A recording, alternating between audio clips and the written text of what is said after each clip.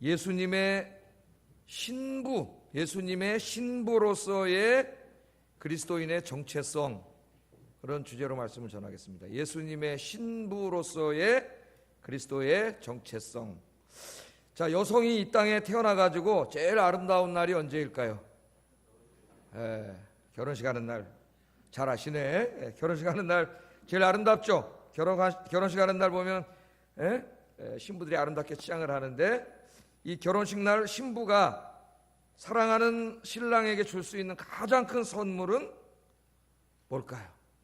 순결하고 깨끗한 몸입니다. 신부는 결혼식 날 하얀 웨딩드레스를 입고 하얀 면사포를 씁니다. 예쁜 신부 화장을 합니다. 자기의 가장 순결하고 아름다운 모습을 신랑에게 선물로 주는 겁니다. 뿐만 아니라 평생을 그 아름다운 모습으로 살 것을 약속하는 것입니다. 오늘은 이제 성도님들이 신부고 예수님은 신랑이라고 비유를 했기 때문에 신부를 중심으로 설명을 하는데, 인간관계에서는 거꾸로도 해야 되죠. 남편도 역시 깨끗해야 됩니다. 아내에 대해서. 지저분한 인간들이 너무 많아요, 이 세상에. 깨끗하게 살아야 됩니다. 자, 바울은 오늘 이 결혼 비유를 통해서 성도와 예수님과의 관계를 아주 실감나게 설명하고 있어요. 그러니까 왜 이 결혼 비유를 하느냐? 이 신랑과 신부와의 관계가 예수님과 우리와의 관계와 아주 밀접하기 때문에 이 결혼 비유를 통해서 설명을 합니다. 자, 예수님이 이제 2000년 전에 오셔서 구원을 완성하시고 이제 이 구원을 완결짓기 위해서 재림하실 거예요. 우리는 그 초림과 재림 사이에 어느 한 시기를 살고 있습니다. 우리가 2000년 전에 오신 예수님, 그리고 앞으로 오실 예수님, 그 사이를 살아가는 우리 그리스도인들의 정체성, 그것을 가장 잘 설명하는 이 메타포가 신랑과 신부 메타포예요. 신랑과 신부 메타포. 그래서 오늘 사도 바울 이것을 가지고 우리 그리스도인들이 주님 만나는 그날까지 이 땅에서 주님의 신부로서 어떻게 살아야 되느냐, 그것을 가르쳐 주는데, 바울의 간절한 마음은 무엇인가? 주님 만날 때까지 신랑 되신 주님께 우리의 몸을 드리는 그날 어떻게 하라고요? 우리 몸을 점도 없고 흠도 없는 정말 깨끗한 몸으로 주님 앞에 드릴 수 있도록 우리가 그렇게 살아야 된다. 그것을 오늘 이 말씀을 통해서 가르쳐주고 있습니다. 오늘 설교를 통해서 성도의 정체성을 분명히 깨닫고, 또 주님과 우리와의 관계성을 분명히 깨닫고, 주님 앞에 서는 날 부끄러움이 없는 모습으로 정말 도덕적으로 영적으로 순결하고 깨끗한 그리스도의 신부로 설 수 있도록 오늘 하루부터 주님 앞에 갈 때까지 사시는 여러분 되기를 주의 이름으로 축복합니다. 자, 그럼 오늘 말씀을 한번 보겠어요. 2절 말씀 한번 읽어보겠습니다. 2절 시작.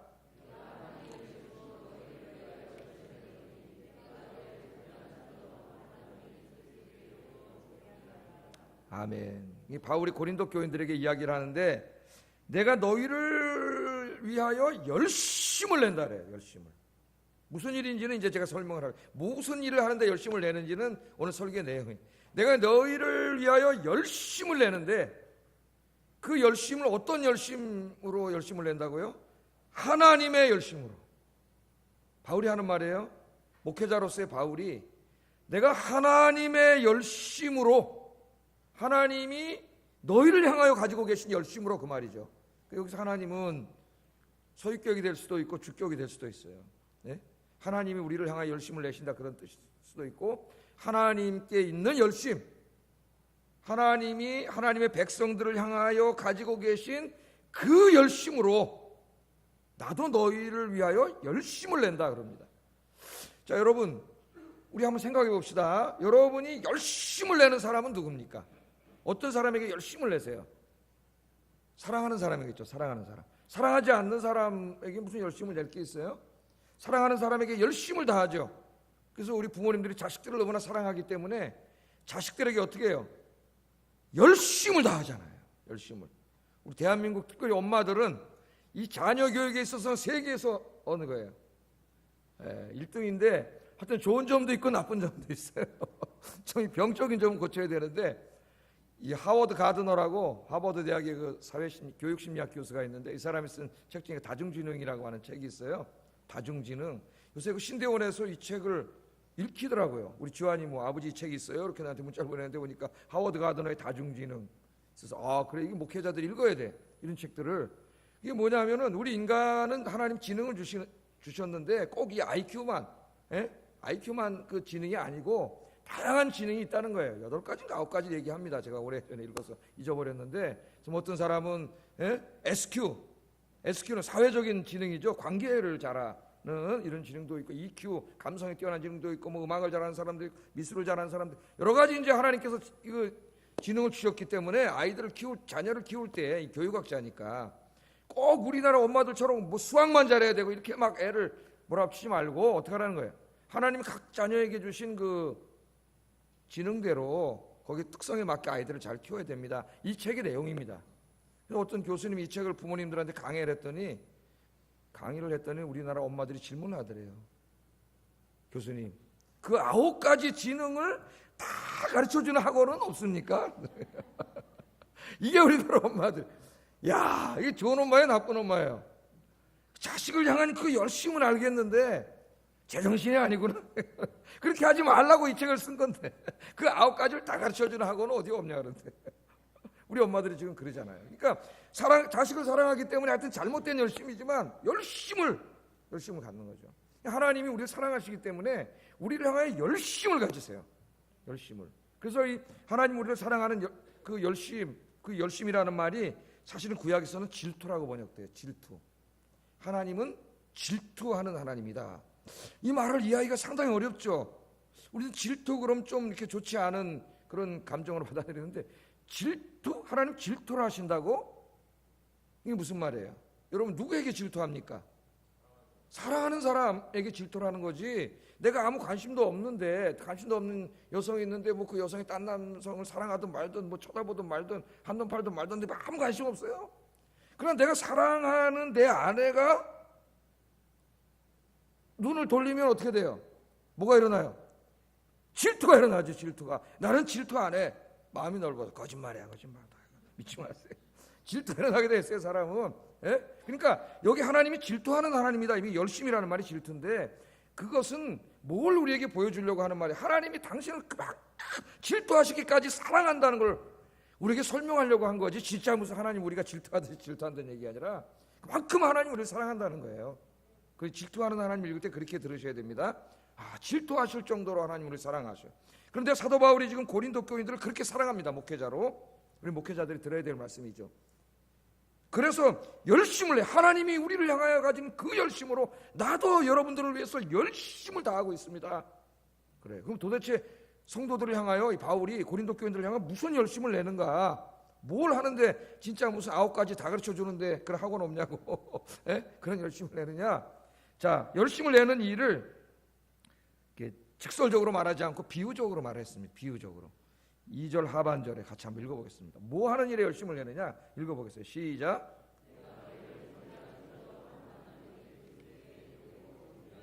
아멘. 제리 뭐라고 말합니까? 여기 이 중매한다는 말은 하르모조라고 하는 이 말을 번역한 것인데, 이 말은 약혼시킨다는 말이에요. 약혼시킨다. 내가 중매 쓸게. 그런 말이 아닙니다.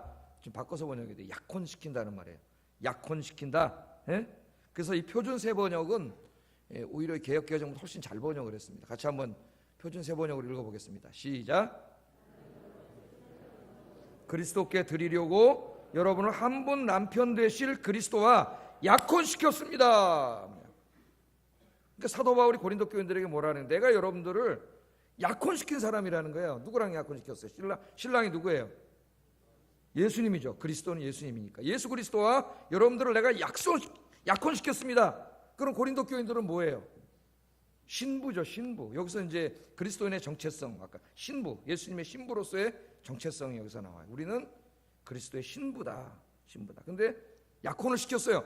약혼을 시켜놓고, 약혼을 시켰다는 건 뭘 말하는 겁니까?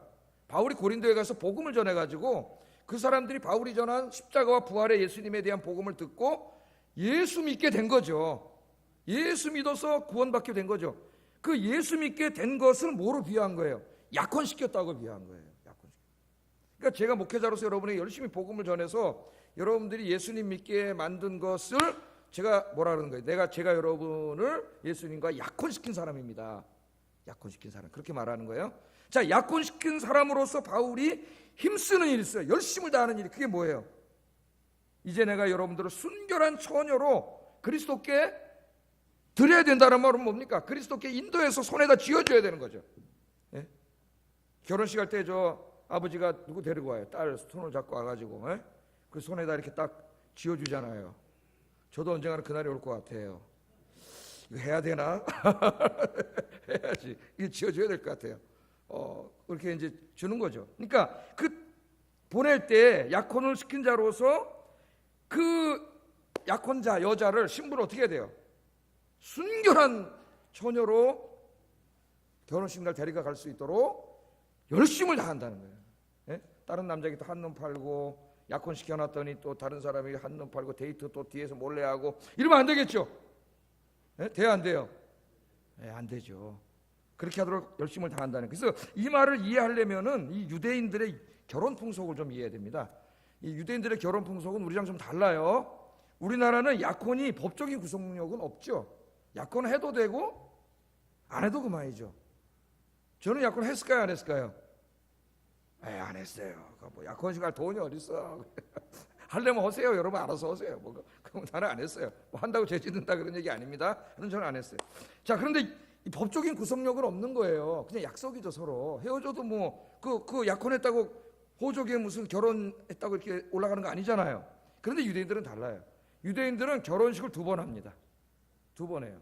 그래서 우리가 하는 결혼식이 있고 진짜 그런 신랑과 이제 신부가 식을 해서 바로 그날 합방하는 결혼식이 있고 이 결혼식 1년 전에 약혼을 해요.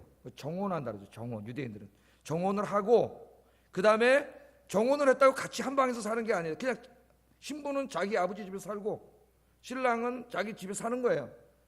몇 년 동안? 1년 동안 이렇게 되는 겁니다. 자, 근데 약혼시켰다 그러니까 뭐 유대인들의 결혼 풍속이니까 지금 우리는 주님과 약혼을 했어요. 근데 우리는 이게 한국식으로 법적인 구속력이 없는 게 아니라 있는 거예요. 우리는 실제로 결혼을 한 거예요. 그래서 약혼을 하면은 유대 사회에서는 이혼으로 파기하기까지는 파기되지 않습니다. 결혼한 거예요. 호적에 결혼했다고 올린 거나 마찬가지예요. 유대인의 결혼은 아내가 된 거예요. 단 합방만 안 한 거예요. 1년 후에 합방한 거예요. 사도 바울이 지금 이 비유를 들어서 예수님과 우리와의 관계를 설명을 하고 있는 거예요. 그러니까 이제 여러분 마태복음 1장에 보면은 유대인들의 결혼 풍속을 알려주는 내용이 하나 나오죠. 그게 뭐예요? 예수님의 육신의 엄마 아버지 요셉과 마리아가 나오는데 요셉과 마리아가 어떤 사이라 그랬어요? 정혼한 사이라 그랬잖아요. 바로 이 약혼한 거예요. 이제 약혼을 해서 했지만은 마리아는 자기 아버지 집에 살고 요셉은 자기 집에 사는 거죠. 1년 동안 기다려야 됩니다. 자, 이 기간 동안에 있는데 이 기간 동안에 약혼한 이 신부는 어떻게 돼요? 정절을 지켜야 되죠. 그런데 어느 날 요셉이 들으니까 이 신부가 아기를 가졌다 하는 소문이 들려오는 거예요. 이 사람은 실제로 결혼한 사람인데 유부녀인데 그러면 유대 율법에 의하면 돌멩이로 때려 죽이게 돼 있습니다. 간음하다 잡힌 돌로 쳐 죽여도 괜찮아요. 요셉이 문제를 삼으면 마리아는 돌로 맞아 죽어요. 근데 성경은 뭐라 그래요? 요셉은 의로운 사람, 마음이 너그러운 사람이에요. 그렇게까지 할 필요 있나? 예? 그리고 그냥 슬그머니 덮으려고 그랬죠. 파혼하고 덮으려고 그랬어요. 그때 하나님께서 가브리엘 천사를 보내가지고 야 요셉아 걱정하지 마라. 네 아내가 그렇게 불결한 여자가 아니다. 네 아내는 순결한 여자다. 네 아내는 성령으로 잉태한 거다. 그렇게 가르쳐줬잖아요. 네 아내가 날 뿐은 이 세상을 구원할 메시아다. 그렇게 가르쳐주지 않았습니까? 그러니까 그 안에서 유대인의 이 약혼이 뭔지를 우리에게 보여줍니다. 자, 성도들과 예수님과의 관계가 이와 같다는 거예요. 이와 같다. 우리는 여러분들은 예수님의 남자건 여자건 다 뭐예요? 예수님의 신부, 예수님과 약혼한 신부이고 예수님의 신랑입니다. 진짜 우리가 예수님의 신부라는 얘기가 아니고 이건 하나의 뭐예요? 비유예요. 비유, 메타포. 예수님과 우리와의 관계를 가장 비슷한 어떤 것으로 하려고 찾아보니까 결혼 이 비유가 가장 비슷한 거예요. 예? 비유입니다. 우리는 신부고 예수님은 신랑이에요. 그럼 우리는 약혼했어요. 여러분이 예수님을 여러분 개인의 구주로 영접한 날, 그날이 어떤 날이에요? 예수님과 약혼식한 날이에요. 여러분이 신부가 된 날이에요. 예수님과. 예? 그 예수님 언제 만나요? 이제 신랑과 언제 결혼식을 해요? 예수님께서 재림하시는 날. 재림하셔서 이 땅의 죄악을 심판하시고 하나님 나라를 다 완성하시는 그날 어떻게 돼요? 우리가 예수님과 혼인을 하게 되는 거예요. 진짜 두 번째 결혼, 진짜 결혼을. 그래서 이것을 비유로 요한계시록에서는 어린 양의 혼인잔치라는 거지. 진짜 결혼식을 한다는 게 아니라 주님과 만나는 그날을 가진 거예요. 그러면 예수님과 약혼한 신부로서 우리는 어떻게 살아야 됩니까? 예? 어떻게 살아야 돼요? 가장 중요한 게 뭐예요? 순교를 지키는 거예요. 순교를. 도덕적이고 영적인 순교를 지키는 게 중요합니다. 세상이라고 하는 다른 남자에게 한눈 팔지 않고 마음 뺏기지 않고 간음하지 않고 오직 신랑인 예수 그리스도만 생각하고 신랑을 만나는 그날까지 간절히 기다리며 사는 것, 그게 바로 우리 그리스도인의 이 땅에서의 삶이다. 성경 그렇게 이야기합니다. 그래서 성경에서는 이 본문뿐만 아니라 하나님과 우리와의 관계를 설명할 때도 남편과 아내의 비유로 많이 설명을 하죠. 특별히 구약 성경에는 하나님은 남편이고 우리는 부인이고 그렇게 설명을 하고, 신약 성경에서는 예수님이 우리의 신랑이고 우리는 예수님의 부인이고 그렇게 설명을 하는 거예요. 그러니까 비유죠. 아버지도 아버지 하나님도 우리 남편이고 아들도 우리의 남편이고, 그게 진짜라면 말이 안 되잖아요. 이게 비유란 말이에요. 비유. 관계를 설명하기 위해서 비유로 말씀한 거예요. 자, 이 구약의 대표적인 성경이 하나 있는데 호세아라고 하는 성경이 있어요. 호세아. 이 성경에서는 하나님은 우리의 남편이고 우리는 하나님의 아내라고 하는 이런 관점에서 이 성경 한 권을 다 썼습니다. 우리가 어떻게 살아야 되느냐? 예? 거기서 하나님은 자기의 아내를 너무나 사랑하는 그런 남편의 모습으로 나와요. 그런데 아내는 그 사랑하는 남편을 떠나서 불량한 아내의 모습으로 나와요. 그건 우리예요. 예? 이 호세아가 선지자인데 어느 날 하나님이 호세아를 불러가지고, 야 호세아, 네 장가 가라. 이제 장계를 가라. 근데 신부를 하나님이 정해놓으셨네. 누구를 정해? 고멜이라고 하는 미스고를 정해놨어요. 미스고. 고멜을 정해놨어요. 고멜이 어떤 여자냐? 보니까 고멜은 순결한 여자가 아니에요. 어디 술집에서 그냥 그런 여자예요. 정결한 여자가 아니에요. 근데 하나님 결혼하라는 거야. 그 하나님 할 수 없이 결혼을 했어요. 그 결혼하고 호세아가 또 사랑받을 가치가 없는 여자지만은 자기 아내로서 사랑했습니다. 진심으로 사랑을 했어요. 근데 호세아가 어느 날 이제 하나님 말씀 전화로 며칠 집불 피우고 어디 갔다가 돌아오면은 집에 이 여자가 없어요. 어디 갔어요? 옛날 습관을 버리지 못해가지고 술집에 가서 또 다른 남자 품에 앉아서 그 짓을 하고 있는 거예요. 그 남편의 마음이 어떻겠어요? 근데 하나님 뭐라 하시냐면, 야 호세아야, 너 가서 용서하고 데려와서 또 살으라는 거야. 그 여란 여자랑 어떻게 살아요? 근데 용서하고 데려와서 살으라는 거야. 그러니까 또 호세아가 가가지고 또 용서하고 데려왔어요. 그래서 제가 옛날에 총각 때 이 성경을 읽다는 기도했습니다. 하나님, 저는 못합니다. 이렇게. 데려왔어. 그 용서를 했어요. 용서받을 수 없는 여자인데 용서하라고 또 살아. 또 어느 날 하나님 말씀 전화로 며칠 집 오니까 또 없어. 또 거기 가서 또 그러고 있어요. 다른 남자 품에서. 근데 하나님이 또 용서하고 데리고 오래요. 그래서 어느 날 또 데리고 용서하고 이제 데려오는데 그 마음이 어떻겠습니까? 남편의 마음이. 그 데리고 오는데 하나님 말씀하시기를, 호세아야, 네 마음이 내 마음이다. 호세아서가 그거예요. 네 마음이 내 마음이라는 거예요. 여러분, 반대로 우리 여성 성도들이 많으니까 그런 남편하고 사는데 몇 번을 용서해 줬는데 또 딴 여자하고 가서 그런데 그 남자 멱살을 잡고 집으로 또 같이 살자고 데려오는데 여러분의 마음이 어떻겠어요? 얼마나 마음이 처참하고 힘들겠습니까? 근데 하나님 뭐래? 그게 내 마음이라는 거예요. 호세아한테 뭘 깨닫게 해주는 거예요? 이스라엘 백성들이 하나님이 도저히 사랑받을 가치도 없는 그런 죄인들을 선택해 하셔가지고 하나님 백성 삼으시고 구원해 주시고 그렇게 사랑하시는데도 매일 나가서 어떻게 우상 숭배하고 세상에 간음하고 그렇게 살아가는 이스라엘 백성들을 보면서 그게 뭐 하는 거예요? 영적으로 간음하는 거예요. 그게. 그래서 성경은 세상을 사랑해서 하나님을 떠나는 것을 영적인 간음죄라 그래요. 간음죄잖아요, 여러분. 간음죄만큼 자기 배우자에게 악랄한 죄악이 어디 있습니까, 여러분? 그것을 가르쳐줘요. 자, 이 성도들과 예수님의 관계가 바로 그렇다. 그래서 여러분, 우리는 이제 주님의 신부입니다. 주님, 우리 신랑이신 우리 주님 예수님 만날 때까지 어떻게 사셔야 돼요? 도덕적으로, 영적으로 순교를 지켜야 돼요. 한눈 팔면 안 돼요. 다른 남자고 저 남자 잘생겼다. 그래서 한눈 팔면 안 돼요. 돈 많네. 이렇게 한눈 팔면 안 돼. 인생을 즐길 줄 아네. 잘 노네. 유머가 많네. 한눈 팔면 안 돼요. 그들은 다 제비족이에요. 제비족. 예? 제비족은 겉모습만 그래요. 끌려가면 죽어요. 거기 세상에 한눈 팔지 말고 예배와 기도와 말씀으로 늘 주님을 가까이 하면서, 예? 주님 만날 때 부끄러움이 없는 신부로, 순결하고 깨끗한 순백의 신부로 예수님 만날 수 있도록 그렇게 하루하루 사시는 여러분 되기를 주의 이름으로 축복합니다. 이 말씀은 또한 목회자가 무엇을 하는 사람인가도 가르쳐줘요. 목회자. 이 고린도후서에 대한 방대한 주석을 쓴 이 머레이 해리스라고 하는 사람은 여기서 목회자의 역할을 딸을 약혼시킨 신부의 아버지 역할이라고 합니다. 그러니까 바울이 자기가 누구예요? 신부의 아버지예요. 예? 아버지로서 멋진 남자에게 딸을 약혼시켜 준 거예요. 정혼시켜 준 거예요. 그러니까 아버지로서의 책임이 있죠. 아버지가 어떻게 해야 돼요? 딸을 지켜야 돼. 순결을. 동네 가만히 보니까 불량하고 무례배들이 있어. 내 딸이 너무 예쁘니까 넘보는 놈들이 있어요. 그 놈들로부터 지켜야죠. 아버지가. 예? 근데 또 아까 보니까 제비족 같은 놈들도 있단 말이에요. 겉으로만 싹 와서 이렇게, 예? 여자의 마음을 흔드는 놈이 있단 말이에요. 그런 놈 보니까 딸의 마음이 흔들려. 이것으로부터 또 지켜야죠.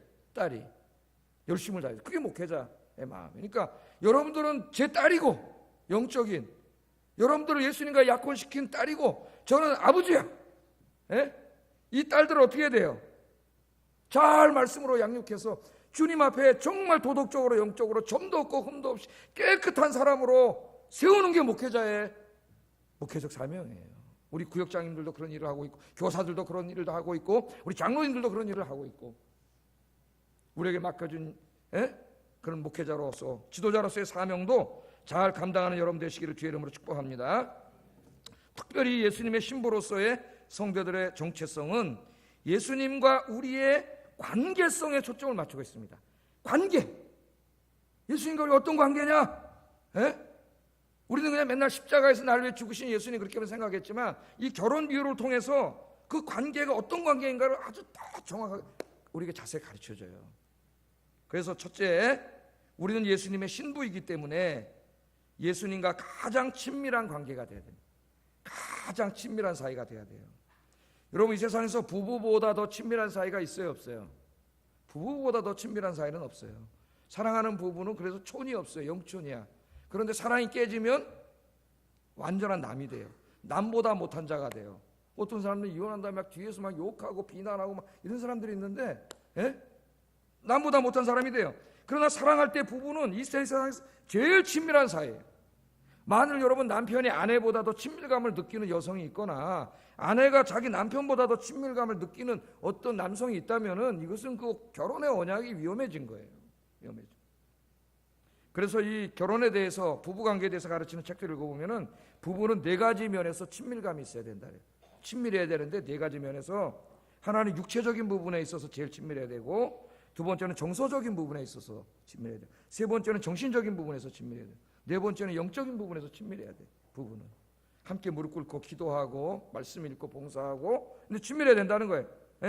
그런데 요새 우리 사회가 말이죠, 이상해져 가지고 무슨 말이 나면 오피스 와이프, 오피스 허즈밴드 이런 말이 나와요. 이게 뭐냐면은, 자, 남편들이 집에 가니까 마누라는 바가지만 팍팍 끓고 재미가 하나도 없는데, 자기 마음도 몰라주고, 아니 직장에 가서 같이 일하는 어떤 그 여성이 하나 있는데, 그 사람 말하면 그렇게 마음도 잘 만져주고, 마음이 편해. 그래서 어떻게 해요? 뭐 다른 만남을 안 갔지만 같이 만나서 밥도 먹고 영화도 보고. 그건 뭡니까? 그걸 뭐라 그래요? 오피스 와이프라는 거예요. 오피스 와이프. 그 남자도 마찬가지. 거꾸로 아내들도 요새 직장들이 많이 하잖아요. 직장 생활을. 자기 남편은 가니까 재미도 하나도 없고 그냥 말도 안 통하고, 그런데 아이고 회사에 가서 그 양반하고 그렇게 얘기하면 말도 잘 통하고, 그래가지고 더 누구에게 친밀감을 느껴요. 그 사람이 친밀감을 느껴서 저녁 때 끝나면 돌아와야 되는데 동창 만나러 간다 거짓말하고 가서 만나서 둘이 밥 먹고 영화 보고 이런단 말이에요. 그걸 뭐라 그래요? 오피스 하즈밴드. 오피스 하즈밴드. 자기 아내와 남편하고 살고 있지만 누구랑 더 친밀감을 가지고 있는 거예요? 그 사람하고 더 친밀감을 느끼는. 여러분, 이렇게 부부관계가 되면은 이게 위험해진 거죠. 그 언약이 깨진 거예요. 여러분, 우리가 주님과의 관계에 있어서 마찬가지. 우리 예수님 우리의 남편이세요. 그럼 우리 누구랑 쫙 친밀해야 돼요. 주님과 제일 친밀한 관계가 되기를 주의 이름으로 축복합니다. 그게 진짜 그래야 진짜 주님의 신부예요. 진짜. 두 번째, 우리는 예수님의 신부이기 때문에 예수님을 가장 사랑해야 됩니다. 그러니까 예수님만 사랑해야 돼. 예수님을 가장 사랑해야 돼요. 만일 아내가 남편보다 다른 남자를 더 사랑한다면 그 결혼관계는 깨진 거나 마찬가지죠. 그 반대도 마찬가지예요. 성도는 이 세상에 그 무엇보다도 예수님을 가장 사랑해야 됩니다. 가장. 여러분 사랑할 때 마음이 어때요? 사랑하면 행복해져요. 맞아요, 안 맞아요? 사랑하면 행복해져요. 미워하면은 한번 미워해 보세요. 여러분 마음이 지옥이 돼요. 지옥이. 사랑하면 행복해져요. 누군가를 사랑하는 그 순간부터 우리의 마음은 사랑하는 사람으로 가득 차게 되죠. 예? 저도 옛날에 다 경험해 봤기 때문에 알아요. 공부하려고 책을 펴면은 어떤 그 달덩이 같은 얼굴이 하나 싹 떠올라요. 예? 그럼 책을 딱 덮고 전화를 해. 사랑하면 그렇게 돼요. 사랑하면 길을 걸을 때도 밥을 먹을 때도 집에 있을 때도 책을 볼 때도 우리 마음은 온통 사랑하는 사람뿐입니다. 매일 만나고 싶고 헤어지면 또 만나고 싶고 영원히 함께하고 싶고 그런 사람이 우리 마음에 떠올랐다면은 우리 아직 결혼 안 하신 우리 아가씨 여러분들은 내가 사랑에 빠졌구나 그렇게 합니다. 사랑에 빠졌구나 그러면 돼요. 사랑하는 사람 생각만 해도 기분이 좋고 행복해지고 내일 만날 생각하니 가슴이 설레서 잠이 오지 않고 만나기 몇 시간 전부터 흥분이 되고 그러면 사랑에 빠진 거예요. 사랑에. 여러분이 예수님을 그렇게 사랑할 수 있기를 주의 이름으로 축복합니다. 예? 여러분이 예수님 생각만 해도 행복하고 예수님 만날 생각하면 기분 좋고 예배 시간 올 생각하면 가슴이 설레고 설교 듣는 건 예수님 말씀 듣는 거 아니에요. 예수님 말씀 들을 생각하면 막 마음이 기뻐지고 예수님 생각 온통 내 마음은 예수님뿐이야. 그러면 여러분 사랑에 빠진 거예요. 누구와 사랑에 빠진 거예요? 예수님과 사랑에 빠진 거예요. 세상을 그렇게 사랑하면 세상과 사랑에 빠진 거예요. 여러분 예수님 신부로서 주님과 이렇게 뜨거운 사랑을 나누시기를 주의 이름으로 축복합니다. 사랑은 뜨거워야 돼. 뜨거워. 여러분 아가서를 읽어보세요. 아가서는 남편과 아내의 사랑을 다룬 이야기고 한 남자와 여성이 결혼을 해서 가정을 이루고 그 부부가 젊어서 늙을 때까지 서로 사랑하며 사는 것을 하나님이 얼마나 아름답게 여기시는가를 보여주는 성경책이 아가서예요. 예? 그 성경이 아가서예요. 아가서. 그래서 그 비유를 통해서 교회와 성도와 예수님과의 관계를 또한 설명해요. 아가서가. 자, 여러분 사랑은 뜨거워야 되고 주님을 뜨겁게 사랑해야 돼. 미지근미지근하게 사랑하면 안 돼요. 미지근하게 사랑한 교회가 어느 교회예요? 라오디게아 교회 책망을 받았잖아요. 덥지도 않고 차지도 않고 뜨뜻미지근한 내가 내 입에서 너를 토해내리라. 에베소 교회는 왜 책망받았어요? 그 뜨거운 사랑을 잃어버렸다 그러죠. 뜨거운 사랑이 뭐예요? 첫사랑. 예? 첫사랑 해보셨습니까? 첫사랑 어떻게 잊어먹지 않는다 그러잖아요. 계속 생각나고. 첫사랑을 잃어버렸어요. 뜨거운 사랑을.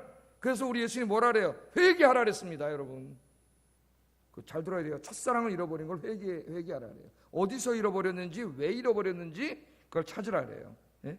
주님을 만나고 구원받았을 때 여러분 주님을 얼마나 사랑했습니까? 얼마나 가슴이 뜨거웠어요? 얼마나 가슴이 설렜어요? 주님만 생각해도 가슴이 뜨겁고 설레고 기쁘고 예배드리는 것만 해도 가슴이 뛰고 주일날 예배드리고 돌아갈 때 일주일이 왜 이렇게 기나?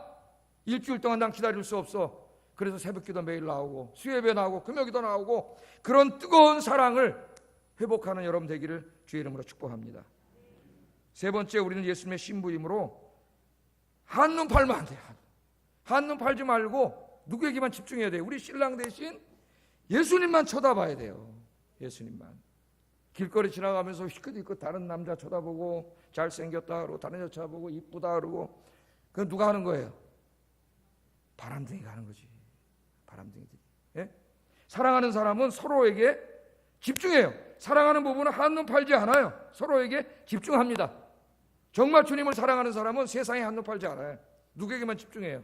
예수님에게만 집중해요. 그래서 무슨 일이 있어도 예배드리고 기도하고 말씀 묵상하고 주님과 함께하는 시간, 이 시간을 가져요. 우리 예수님이 뭐라 그랬습니까? 쟁기를 잡고 뒤를 돌아보는 사람은 하나님 나라에 합당하지 않다고 그랬어요. 그 롯의 아내를 한번 생각해 보세요. 그 소돔과 고모라에 그 죄악이 많아가지고 하나님 유황불로 그냥 심판을 하는 그날 그 아무 자격도 없는 그를 아브라함의 기도 때문에 구원해 줬잖아요. 하나님이. 구원해가지고 그 유황불 심판받는 데서 나오는데 뭐가 그렇게 미련이 많은지 이 여자가 어떻게 했어요? 뒤돌아봤지. 예? 세상을 뒤돌아본 거야. 죄악 세상을 뒤돌아본 거야. 뒤돌아보다 뭐가 됐어요? 소금기둥이 됐다 그러잖아요. 소금기둥이. 예수 믿고 구원받은 다음에 주님의 신부가 됐는데 그걸 깨닫지 못하고 세상에 나가서 기웃거리고 세상에 머리를 돌리고 한눈 파는 사람이, 그런 그리스도인이 얼마나 많습니까? 여러분, 이제 우리 누구예요? 예수님의 신부예요. 우리 예수님과 결혼했어요. 세상이란 남자에 한눈 팔지 말고 주님께만 집중하고 살아가시는 여러분 되길 주의 이름으로 축복합니다. 사도 바울이 지금 이 일을 하기 위해서 내가 열심을 낸다니까, 하나님도 이 일을 위해서 열심을 내고 계시고 나도 이 일을 위해서 열심을 낸다. 그러니까 목회자는 이 일에 열심을 내는 거죠. 제가 목회하는 여러분들을 예수님께 영적으로 도덕적으로 점도 없고 흠도 없고 깨끗하고 순결한 신부로 주님 앞에 세우는 게 제 사명이에요. 제 사명. 그 일을 위해서 제가 기도하고 설교하고 말씀을 가르치고 그렇게 하는 거죠. 네? 우리 교회에 섬기는 사역을 하는 많은 분들도, 여러분들 오직 주님만 사랑하는 여러분 되길 주의 이름으로 축복합니다. 그런데 이 사랑의 방해꾼이 있어요. 방해꾼. 예? 사랑의 방해꾼이 있어요. 이 순결한 처녀를, 이 순결한 신부를 꼬드기는 제비족이 있다는 거야. 못된 놈들이. 예? 그게 누군가? 3절 읽어보겠습니다. 시작.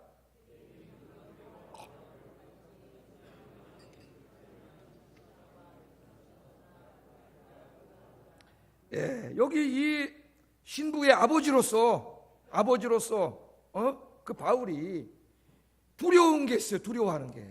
예? 마음에 걱정이 되는 게 있어요. 걱정이 되는 게. 그게 뭡니까? 자기 딸이 이제 약혼을 했으니까 신랑과 만나서 1년 후에 정식 결혼을 하고 이제 합방을 할 때까지 자기 딸이 순결과 정결을 지키면서 그렇게 살아야 되는데, 예? 뭐가 됩니까? 그 딸이 그 길에서 벗어날까 봐. 자기 딸의 아름다움을 넘보는 자들이 있기 때문에 바울이 굉장히 두려워한다. 두려워한다. 아버지로서 두려운 거예요. 제가 아버지가 되다 보니까 그 마음을 설교 좀 하면서 알겠더라고요. 그 딸이 나이가 많아지고 이제 관연해지고 그러니까는 어느 날 뭐 직장 뭐 하다가 늦게 들어온다래. 예? 벌써 10시간 넘어가고 그러면 불안해. 그 어떻게 오다가 문자로 너 어디냐? 어디입니다. 들어오니라. 언제 도착하냐? 네, 몇 시에 광흥창역에 도착합니다. 오케이, 아버지가 나갈게. 겨울에 얼마나 추워요. 그 잠바 뒤집어지고 졸려 죽겠는데 내일 새벽 기도 가야 되는데, 예? 아버지의 마음이 어때요? 염려가 되니까 거기 나가거든요. 나가서 데리고 온단 말이에요. 데리고 와요. 지금 그 아버지의 염려함으로 바울이 지금 그 교인들의 아버지로서, 신부의 아버지로서 내가 지금 두려워한다는 거예요. 두려워한다. 뭘 두려워해요? 뱀이 그 간계로 하와를 미혹한 것 같이 너희 마음이 그리스도를 향하는 진실함과 깨끗함에서 떠나 부패할까 봐 두려워한다는 겁니다. 그러니까 이 사랑의 방해꾼이 누구예요? 뱀이지, 뱀. 여기 뱀은 누구예요? 사탄이요, 마귀죠. 눈에 보이지 않지만 교인들을 늘 그리스도의 사랑에서 끊어버리려고 하는 악한 영이죠. 악한 영. 그 악한 영이 교회 안에 작동하고 있다는 걸 바울은 너무나 잘 알고 있기 때문에 매일 보고 피부로 느끼기 때문에 걱정하는 거예요. 제가 이 세상의 아버지로서 못된 놈들이 많기 때문에 딸이 늦게 오면 걱정이 돼서 데리러 나가는 것처럼 사도 바울은 이 못된 영들이 많다는 걸 알기 때문에 목회자로서 걱정이 되는 거예요. 걱정이. 여러분, 여기 뱀이 하와를 어떻게 미혹했어요? 뱀이 하와를 미혹한 것처럼 사탄이 지금 너희들을 미혹한다는 거 아닙니까? 예? 뱀이 교활한 거짓말로 하와를 미혹하지 않았어요? 하나님께서 선악과 따먹지 말라 그랬는데 뭐라 그래? 먹어도 괜찮다. 거짓말을 합니다. 먹으면 반드시 죽는다고 하나님 말씀하셨는데 먹어도 죽지 않는다. 이게 마귀가 하는 짓이에요. 먹으면 사탄의 노예가 되는데 먹으면 네가 하나님과 같은 존재가 되기 때문에 먹지 말라 그런 거다. 그렇게 교묘하게 속였죠. 그래서 하와가 사탄에게 속아서 선악과를 쳐다봤죠. 여러분, 우리 인간의 모든 죄는 어디서 오는지 아세요? 보는 데서 옵니다. 보는 데서. 아침에 눈을 또 핸드폰을 켜고 그 다음에 컴퓨터를 켜고 우리 눈에 들어오는 모든 보는 것을 통해서 마귀가 역사하는 걸 알아야 돼요. 본즉 보암직스럽고 먹음직스러웠어요. 이 세상에 우리를 유혹하는 것들, 마귀가 사용하는 것들이 우리의 죄성을 자극하기 때문에 죄악된 인간의 관점에서 보면 굉장히 좋아 보이는 것들이 화려한 것들이에요. 본즉 넘어가는 거예요. 본즉 보암직하고 먹음직스럽습니다. 하와는 선악과를 따먹음으로 하나님의 말씀에 불순종했고 하나님께 죄를 졌습니다. 그 결과 하와는 에덴 동산에서 쫓겨났고 죽음과 질병과 고통이 찾아왔고 사탄의 노예가 됐고 온통 죄만 짓고 지금까지 인간이 그렇게 인류가 이렇게 된 거예요. 여러분, 바울은 지금 뭘 말합니까? 하와를 쓰러뜨렸던 바로 그 사탄이 지금 자신의 대리인들을 통하여 고린도 교회 성도들을 쓰러뜨리려고 하고 있어요. 그렇기 때문에 목회자로서 걱정이 되는 거야. 걱정이, 염려가 되는 거예요. 그래서 바울은 고린도 교인들이 하와처럼 사탄에게 쏘가서 신랑이신 그리스도에 대한 정절을 잃어버릴까 봐, 영적인 정절을 잃어버릴 것을 아버지로서 매우 두려워하고 있습니다. 여러분, 하와를 쓰러뜨렸고 고린도 교인들을 쓰러뜨리려고 했던 사탄은 지금 이 시간에도 동일하게 역사하고 있다는 걸 아셔야 돼요. 동일하게. 이건 목회자들도 알아야 되고 성도들도 알아야 됩니다. 마귀는 지금도 하와를 쓰러뜨렸던 그 동일한 방법을 사용해요. 사탄이 사용하는 그 무기는 교활한 거짓말입니다. 교활한 거짓말. 그런데 우리가 들으면 그럴듯하게 들려요. 새빨간 거짓말이 아니에요. 본질은 새빨간 거짓말인데 우리가 들을 때는 그럴듯하게 들린다는 게 문제예요. 그럴듯하게. 이 사탄은 거짓 선지자들을 통하여 성경의 말씀을 부정함으로 예수님을 떠나게 만드는데요. 이런 일이 교회 안에서도 벌어지고 있고 교회 밖에서도 벌어지고 있어요. 여러분, 교회 안에서는 이 마귀가 누구를 쓰냐? 신학자들을 사용했어요. 신학자들, 놀랍지 않습니까? 신학자들, 목사들을 사용했어요. 이 신학자들이 뭐라 그러냐? 삼위일체 하나님을 부정하기 시작했어요. 여러분, 우리는 삼위일체 하나님을 고백해요. 삼위일체 하나님은 뭐예요? 예수님이 인간이 아니라 예수님도 하나님이라는 거예요.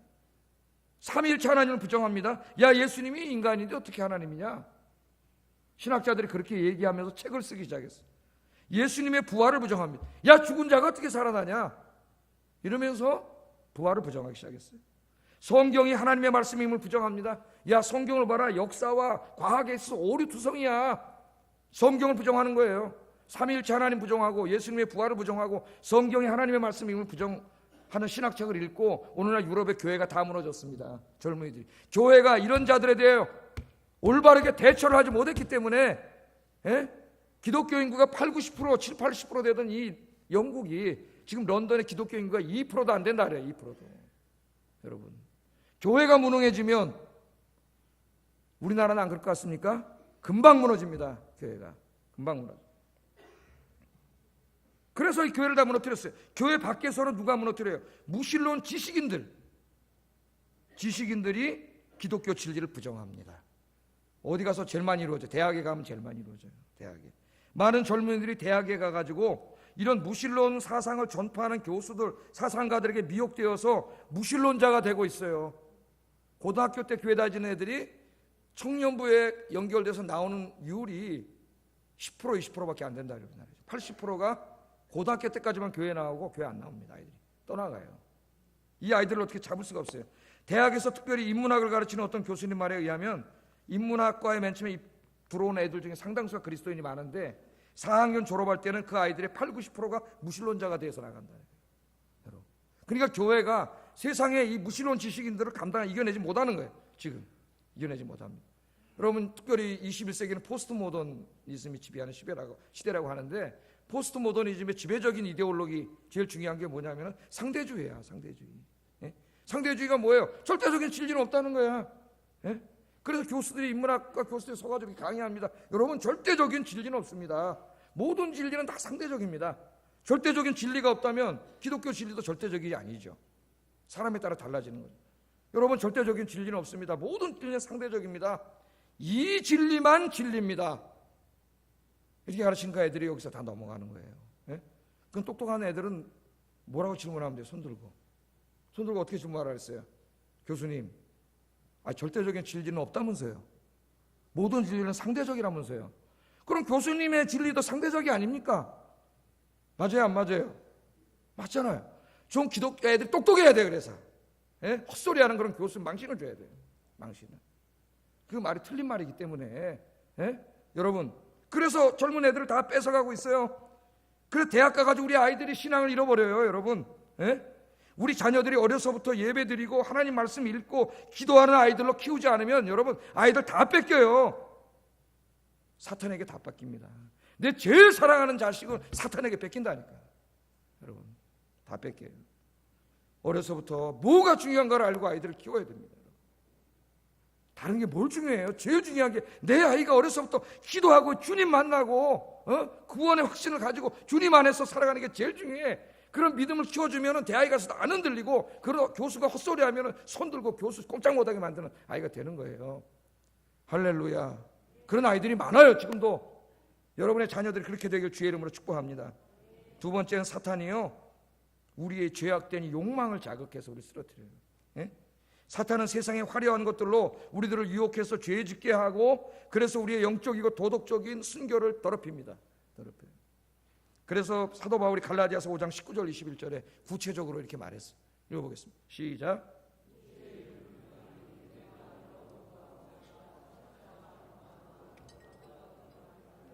전에 너희들에게 경계한 것 같이 경계하노니 이런 일을 하는 자들은 하나님의 나라를 유업으로 얻지 못하리라. 하나님 말씀을 잘 읽어야 됩니다. 육체의 일은 분명하니 음행과 더러운 것과 호색과, 이건 다 음란한 것들이에요. 술 취함, 방탕함, 요새 아이들이 가서 술 먹고 춤추고 마약 먹고 다 이런 거죠. 예? 그와 같은 것들이라 전에 너희들에게 경계한 것과 같이 경계하노니 이런 일을 하는 자들은 하나님 나라를 유업으로 받지 못합니다. 무슨 말입니까? 하나님 나라에 들어가지 못한다는 거예요. 다시 말하면 지옥 간다는 거예요. 이런 일을 하면은. 큰일 났네. 나 옛날에 술 먹었는데, 예? 음란했는데 큰일 났네. 한 번 했다 그런 게 아니라, 한 번 했다 그러면 다 지옥 가죠, 세상 사람들이. 이런 일을 계속 반복적으로 계속 함으로써 이런 삶이 자기의 삶으로 굳어진 상태를 말하는 겁니다. 굳어진 상태를. 그런 자 하나님 나라에 들어가지 못해요. 베드로전서 4장 3절 읽어보겠습니다. 시작. 무법한 우상 숭배를 하여 이방인의 뜻을 따라 행한 것은 지나간 때로 족하도다. 지나간 때로 족하소. 그것도 뭐예요? 음란과 정욕과 술 취함과 방탕과 향락. 이거 다 똑같은 거 아닙니까? 음란하고 술 먹고 방탕하고, 요새 애들이 그러잖아요. 요새 우리나라 뉴스만 틀면 맨 이런 거 나오지 않습니까? 연예인들이 뭐 어쩌고 저쩌고 해가지고 강남의 몸클럽에 가서 술을 먹고 마약을 먹이고 음란한 행위를 하고, 지금 우리 사회가 이렇게 됐어요, 여러분. 하나님이 조금 잘 살게 해줬더니 돈 가지고 가서 이런 짓을 하고 있어요. 우리 동네가 다 그런 동네잖아요. 홍대에 겨울에 막 영하 15도씩 내려가는데 그 아이들이 그 추운 날, 금요기도 끝나고 이렇게 보니까 한번 돌다 보니까 그냥 새카매. 거기 영하 15도인데 거기 새까맣게 나와 있어요. 추운데 추위도 못 이겨요. 거기 술집 클럽 들어가서 밤새도록 춤추고 놀고, 여기서 모든 사건 사고가 다 일어나는 거예요. 여러분, 제가 대학에서 공부할 때 영국사를 전공하신 교수님이 계셨어요. 홍시모 교수님이라고 계셨는데, 이분 이제 동덕교회 장로님이셨습니다. 지금 돌아가셨는데, 그분이 이제 영국사를 공부하셨기 때문에, 내가 영국사를 공부하려고 신학을 했지만 영국사 수강을 했고 역사학과 애들 수업을 들었어요. 근데 이 교수님 그러시더라고요. 이 영국에는, 그러니까 제가 공부할 때가 벌써 30년 전이니까, 30여 년 전이니까, 그 교수님이 또 영국에서 공부할 때는 다 합치면 5, 60년 전이겠죠, 지금으로부터. 영국의 장로교회에서 영국 의회에 건의를 해가지고 스코틀랜드는 10시까지, 잉글랜드는 10시 반까지 밖에 술집이 문을 못 여는 법을 통과시켰다는 거예요.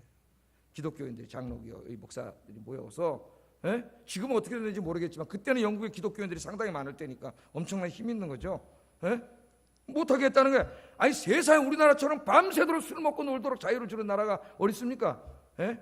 나는 남들이 뭐라고 생각할지 모르지만 통행금지 있어야 된다고 생각하는 사람이에요. 이것을 보호해줘야 됩니다. 우리 아이들을.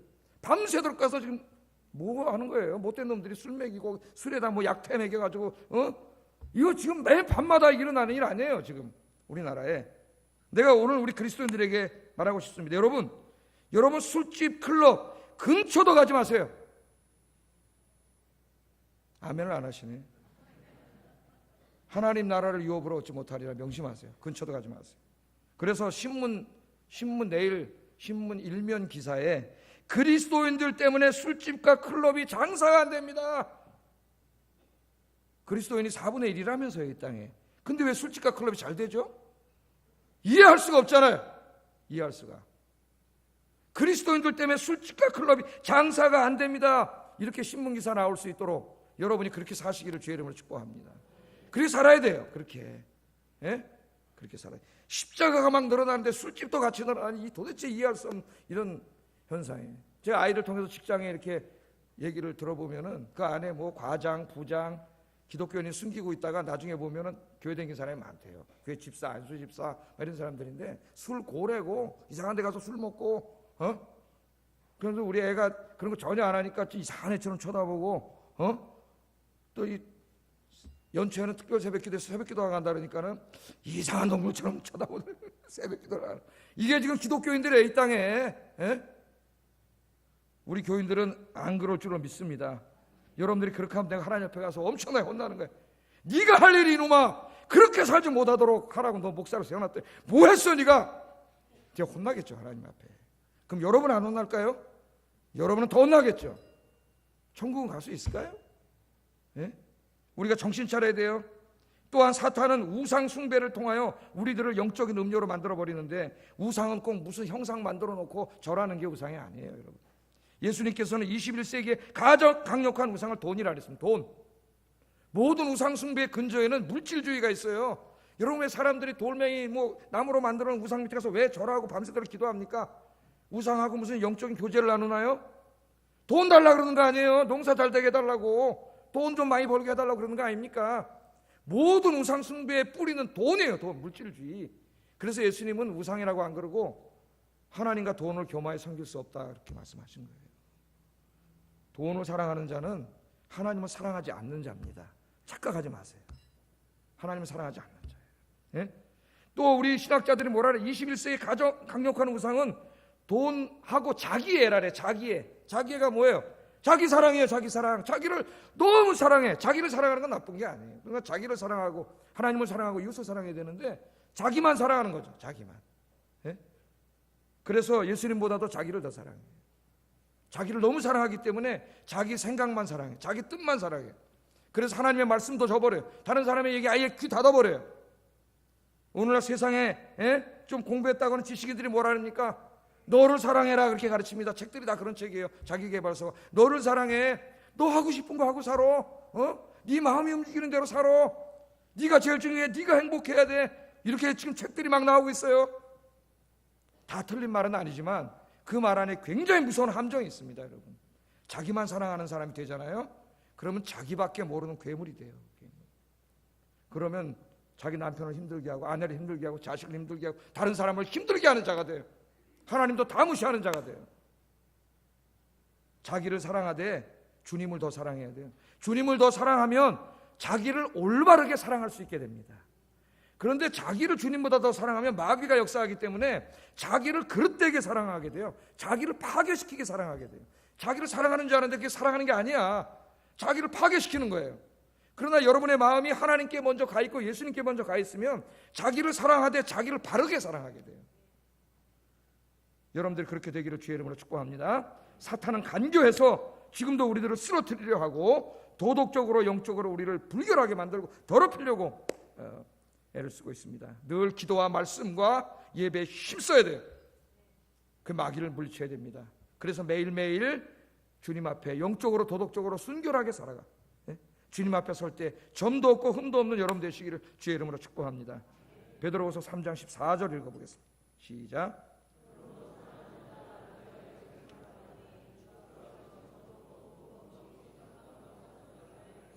아멘. 여러분, 우리 하나님 앞에 서면 우리의 모습이 다 드러나는데요. 그래서 바울이 뭐라 그랬어요? 어떤 사람은 구원을 받되 하나님이 정말 크신 사랑으로 구원을 받되 불구덩이에서 나온 것처럼 구원을 받는 자가 있다 그랬잖아요. 불구덩이에서 나오면 막 불에 끄슬려가지고 시큼댕이가 묻고 막 그런 것에 비유죠. 더럽고 불결하고. 그러다 하나님이 불쌍해서 구원해 줬나 봐. 예수님 믿어가지고. 여기 뭐라 그랬어요? 점 하나 없고 흠 하나 없는 깨끗하고 순결한 순백한 신부로 서도록 힘쓰라 했어요. 힘써라. 바울은 목회자로서 힘써야 되고 여러분은 여러분 자신이 신부이기 때문에 힘써야 돼요. 힘써야 돼요. 힘쓰시는 여러분 되길 주의 이름으로 축복합니다. 기도하겠습니다. 우리 기도하겠습니다. 저 노란 글씨를 보세요. 노란 글씨를 세상에 한눈 팔지 말고 늘 예수님만 생각하고 예수님만 사랑하며 살게 해주세요. 왜? 신부니까. 두 번째는 뭐라고 우리가 해야 됩니까?